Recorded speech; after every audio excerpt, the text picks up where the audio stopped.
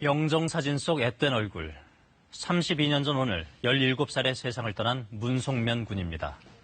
야간 고등학교에 다닐 수 있다는 말에 온도계 공장에 들어간 문 군.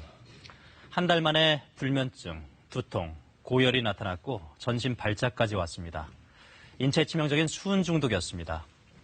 하지만 회사는 증거를 대라며 문 군이 일하다 병을 얻은 사실을 인정하지 않았는데요.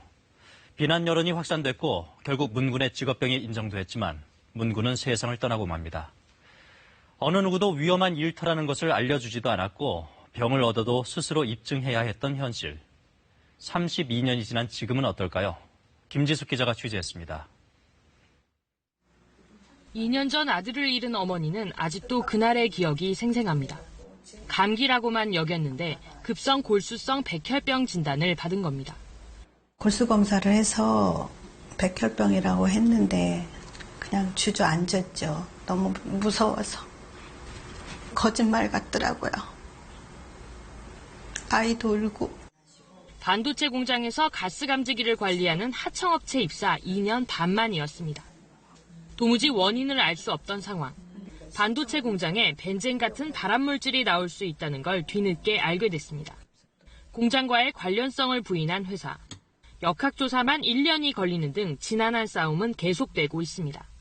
일하다가 그런 사람들 편에서 좀 정부에서 좀 알아줘서 산재 좀 받았으면 좋겠어요. 메틸 알코올에 중독돼 실명한 노동자들도 처음엔 왜 아픈지 몰랐습니다. 보호장갑도 없이 일하다 중독됐는데 회사는 위험성을 감추고 합의를 종용했다는 조사 결과까지 나온 상황. 집단 발병이 확인되고 여론이 확산된 뒤에야 산재로 인정받을 수 있었습니다. 입증되어 있고 알려진 것만에 대해서만 산재를 인정을 하는 경향을 보이고 있습니다. 안 알려진 유해 물질들, 이런 물질들에 대해서 노출된 피해자분들의 경우에는 사실 배제될 수밖에 없거든요.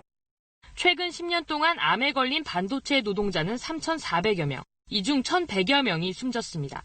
그런데도 산재 인정 비율은 매우 낮아 관련 단체가 희귀암 등에 걸린 160명에 대해 산재를 신청했지만 인정받은 건 67명 뿐이었습니다. KBS 뉴스 김지숙입니다. 지난해 일터에서 숨진 노동자는 855명. 하루 평균 2.3명이 집으로 돌아오지 못했습니다. 올해도 3월까지 석 달 만에 253명이 일을 하다 숨졌습니다. 일하다 죽지 않게 KBS는 앞으로 일주일에 한 번씩 일터에서 사고로 숨진 노동자 현황을 전해드립니다. 관련 활동을 이어온 노동건강연대와 함께 완벽한 집계는 아니더라도 지속적인 현황 보도를 통해서 안전한 일터를 만드는 데 도움이 되고자 합니다.